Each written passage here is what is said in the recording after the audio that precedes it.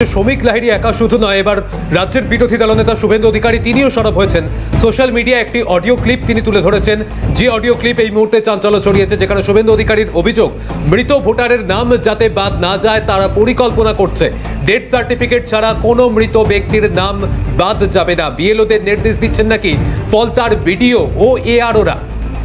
এবং যদিও মৃতদের এসআইআর ফর্মে ডিক্লারেশন দিয়ে স্বাক্ষর পরিবারের সদস্যদের সেই ফর্ম আপলোড করা যাবে না নির্দেশ দিয়েছেন বিডিও এবং এআরওরা, এমনটাই অভিযোগ করা হচ্ছে ওই অডিও ক্লিপে। অর্থাৎ আরও একটা চাঞ্চল্যকর অডিও ক্লিপ, এবং সেই অডিও ক্লিপ নিয়েও কিন্তু ইতিমধ্যেই রাজনৈতিক মহলে গুঞ্জন একেবারে তুঙ্গে, জোর চর্চা চলছে। এবং একবার শোনাই আপনাদের সেই সোশ্যাল মিডিয়ায় সমাজ মাধ্যমে যেই অডিও ক্লিপ পোস্ট করেছেন রাজ্যের বিরোধী দলনেতা, একবার শোনাই সেই অডিও ক্লিপ আপনাদের। সে মিটিং করে বলেছে যে সমস্ত ডেথ কেসগুলো কেন হাতে রেখে দিয়েছেন তুলে দিন। হ্যাঁ, তার ডেথ কেসগুলো তুলে দেওয়ার কথা। তা সবাই আজকে ওরা কালকে থেকে বসেই সব তুলতে শুরু করেছিল বিএলওরা, বুঝেছো তো? হ্যাঁ, তখন উনি এবার আজকে ফোন করে বলেছেন যে যার যার সার্টিফিকেট জোগাড় করতে পারবেন না তার কোনো ডেথ কেস তোলা যাবে না, বাড়ির লোক লিখে দিলেও। হ্যাঁ, কিন্তু এখন ভিডিও বলছে যে না, পরিবারকে লিখিয়ে নিলে হবে না, আপনি কাটতে পারবেন না, আপনি ওদের রেখে দিন। ওই ফর্মগুলো ধরে ফিল আপ, মানে আপনি ম্যাপিং করার দরকার নেই। ডেট বলে লিখে সই করেছে, এবার বলছে ফর্মগুলো আপনি ফেরত দিয়ে দেবেন, আপনাকে কিছু করতে হবে না, আপনি খালি আনম্যাপিং করে দিন। ও তো ম্যাপিং করেছে, ম্যাপিং করে ওকে ডেট ঘোষণা করেছে, বলছে আপনি ডেট ঘোষণা করবেন। বড় কেস খাবে বিএলওরা, ভিডিওরা। বিএলওদেরকে পশ্চিমবাংলায় আপনাকে একটা কথা বলি, বিএলওদের যে চাপ দিচ্ছে এটা নির্বাচন কমিশন ভালো করে জেনে গেছে। বিএলওদের উপরে খুব একটা আঘাত বিএলওদের উপরে আনবে না। এআরও বিডিওদের কপালে খুব বড় দুর্ভোগ আছে। এইবার এই আজকে বিকেল 3টে থেকে কি বলে এইআরও আর বিডিও বলছে যে ফোন করে এমনকি বিডিও পর্যন্ত ফোন করছে, ফোন করে বলছে যে আপনি ডেথ সার্টিফিকেট না পেলে আপনি কি করে তুলবেন, তার বাড়ির লোক যতই লিখে দিক আপনি একটাও তুলতে পারবেন না। আর গ্রামে ঘুরে বলে দিচ্ছে কেউ ডেথ সার্টিফিকেট দিবি না। শাহজাহান যদি তার বন্দুক বাহিনী নিয়ে গ্রামে ঘুরে বলে দেয়, বলছে আমার তো কাকা, ওই গৌতম বলছে আমার কাকা মারা গেছে, আমার কাকার ছেলে বলছে দাদা আমি দিতে পারবো না ডেথ সার্টিফিকেট, ওর বাড়ি এসে বলে গেছে কোনো ডেথ সার্টিফিকেট দিবে, ও লিখে দিয়েছে কাকার ছেলে। এইবার এইআরও বলছে ওগুলোকে সব আনম্যাপ করে দিতে। এবার কি ম্যাপিং কে করবে বলে সে দেখা যাবে। আর ইতিমধ্যে আপনাদের জানিয়ে রাখবো এই অডিও ক্লিপের সত্যতা আমরা তা যাচাই করিনি। আমাদের সঙ্গে এই মুহূর্তে বিজেপি নেতা রাহুল সিনহা রয়েছেন। রাহুলদার কাছ থেকে এই বিষয়ে একটু জানতে চাইবো। রাহুলদা, এই মুহূর্তে শুভেন্দু অধিকারী তিনি যে অডিও ক্লিপ তুলে ধরেছেন, যেখানে একটা গুরুতর অভিযোগ এই মুহূর্তে সামনে আসছে যে একটা তথ্য চেপে দেওয়ার চেষ্টা চলছে, বিএলওদের উপরে চাপ সৃষ্টি করা হচ্ছে, কি বলবেন এই বিষয়ে? যে এত শুনছেন বিএলও অসুস্থ, কারণ এটাই যে তৃণমূল কংগ্রেস বিএলওদের ধমকাচ্ছে যে মৃত নামকে রাখতে হবে এবং যে সমস্ত অনুপ্রবেশকারী তাদের নাম ভোটার লিস্টে রেখে দিতে হবে। আর এই সমস্ত ধমকানির কারণেই বিএলও অসুস্থ হচ্ছে। যে অভিযোগ সামনে এসছে এটা একদম সর্বৈব সত্য কথা, এবং এই অভিযোগই আমরা বারবার করছি এবং ইলেকশন কমিশনকেও আমরা বিভিন্নভাবে এই অভিযোগ জানিয়েছি। অতএব সেই কারণে বিষয়টার পূর্ণাঙ্গ তদন্ত ইলেকশন কমিশন করুক এবং যারা দোষী তাদেরকে কঠোর শাস্তির ব্যবস্থা করুক, এটাই আমরা চাইছি। রাহুলদা, একটুখানি খুব সংক্ষেপে জানতে চাইবো, সম্ভবত যোগাযোগ বিচ্ছিন্ন হয়েছে, যে এই মুহূর্তে অবশ্যই একটা গুরুতর বিষয়, যেখানে আমরা দেখতে পেলাম যে একদিকে যখন আমরা দেখতে পাচ্ছিলাম কুলপিতে এই অভিযোগ সামনে আসছিল, তৃণমূল নেতার বিরুদ্ধে অভিযোগ ছিল, এবার বিডিও এআরওরা নাকি এইভাবে চাপ সৃষ্টি করছে বিএলওদের উপরে। একদমই একেবারে চাঞ্চল্যকর অভিযোগ এই অডিও পোস্টে করা হচ্ছে, এবং শুভেন্দু অধিকারী তিনি এই অডিও পোস্ট করেছেন ইতিমধ্যেই। আমি একবার বিশ্বজিৎদার কাছে যাব। বিশ্বজিৎদা, এখানে একেবারে চাঞ্চল্যকর অভিযোগ, বিডিও এআরওদের ব্যবহার করে মৃত ভোটারদের তালিকায় রাখার চেষ্টা, কোট আনকোট এই কথাটা উল্লেখ করা হয়েছে, কি বলবেন? দেখুন, বিডিওরা নির্বাচন কমিশনের ডেপুটেশনে কাজ করছে, এইআরওরাও তাই। তারা যদি যে নিয়ম আছে তার বাইরে গিয়ে কাজ করে, তার বাইরে কাজ করলে আমাদের এই এরকম একটা পদ্ধতি রয়েছে যে কখনোই তার বাইরে গিয়ে কাজ করতে পারবে না, এবং দেখেছে বিভিন্ন ক্ষেত্রে তারা পানিশমেন্ট পেয়েছে যদি অভিযোগে সত্যতা থাকে।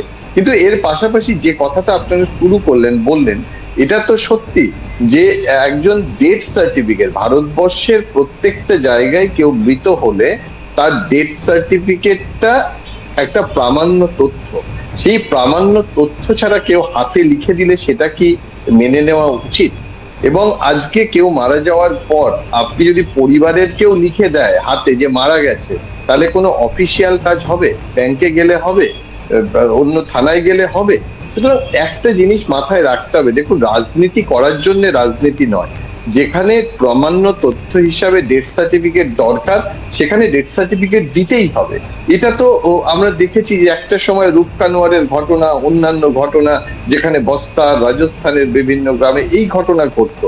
আজকের এই ভারতবর্ষে ডেথ সার্টিফিকেট নিয়ে এটা তো ভাবা যায় না। আর ডেথ সার্টিফিকেট চাওয়াটা বা ডেথ সার্টিফিকেট দিয়ে নাম কাটাটা, এটা তো অনেক বেশি যুক্তিযুক্ত। সেখানে রাজনীতিকে দূরে সরিয়ে রেখে একদম সরকারি নিয়ম অনুযায়ী ডেথ সার্টিফিকেট নিয়ে এই কাজটা করা উচিত। আমরা দেখতে পেয়েছি বিশ্বজিৎ দা কয়েকদিন আগেও সম্প্রতি বিভিন্ন জায়গা থেকেই জন্ম মৃত্যু শংসাপত্র জাল হচ্ছিল, এমন অভিযোগ সামনে এসেছে। তাহলে সেক্ষেত্রে এই মানে কি পদক্ষেপ নেওয়া উচিত? মানে এই ক্ষেত্রে যদি এরকম জাল শংসাপত্র ব্যবহার করা হয় এবং সেই জাল শংসাপত্র যদি দেখানো হয়, তাহলে তো অত্যন্ত গুরুতর একটা পরিস্থিতির সৃষ্টি হতে পারে। জাল শংসাপত্র তৈরি হচ্ছে বলে এই শংসাপত্রকে প্রামাণ্য হিসেবে ধরা যাবে না, এটা কখনো হতে পারে না। কি করে জাল শংসাপত্র বন্ধ করা যাবে, প্রশাসনের সেই ব্যাপারে উদ্যোগ নিতে হবে। কিন্তু জাল শংসাপত্র তৈরি হয়েছে বলে আমি একটা নিয়মকে বদলে দেব, সেটাকে প্রামাণ্য হিসাবে ধরবো না, এটা হয় না। এটা একটা অযৌক্তিক কথা। সুতরাং মনে রাখতে হবে, এই তো এই আজকে যে একটা সময় উঠেছে আধার কার্ড জাল হয়, ভোটার কার্ড জাল হয়, যে ডকুমেন্টস গুলোর কথা নির্বাচন কমিশন বলেছে তার প্রত্যেকটা ডকুমেন্টস তো জাল হওয়া ভারতবর্ষের বিভিন্ন দৃষ্টান্ত আছে। তাহলে তো কোনোটাকেই প্রামাণ্য হিসাবে ধরা যায় না। সুতরাং জাল হওয়া নয়, দেখুন যে প্রামাণ্য জাল হলে সেই জালটা ধরার ব্যবস্থাও করতে হবে নির্বাচন কমিশনকে। যারা এগুলো নিচ্ছে তাদের পরীক্ষা করার মতো ব্যবস্থা করতে হবে।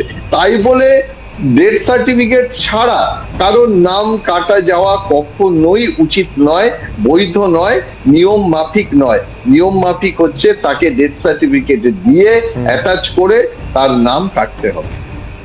বিশ্বজিৎ দা, এই যে প্রসেসগুলো, অর্থাৎ এই যে জাল সার্টিফিকেট সংক্রান্ত বিষয়গুলো তো দীর্ঘদিন ধরেই চলছে, সেক্ষেত্রে প্রশাসনের নজরদারির ক্ষেত্রে মানে কোন কোন উপায়, কোন কোন পদক্ষেপ নিলে তবে এগুলো থামানো সম্ভব? কারণ সাম্প্রতিক পরিস্থিতি তো ভীষণ জরুরি এবং যে কোনো সময় জরুরি অত্যন্ত।